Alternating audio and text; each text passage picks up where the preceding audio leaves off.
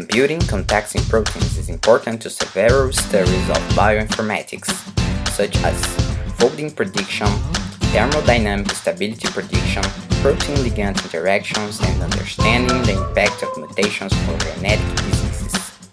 However, the computational methods and databases have presented errors in the contact prediction.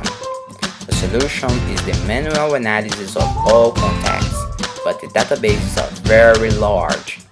So, we propose a game in which the players can detect the contacts in a fast and fun way.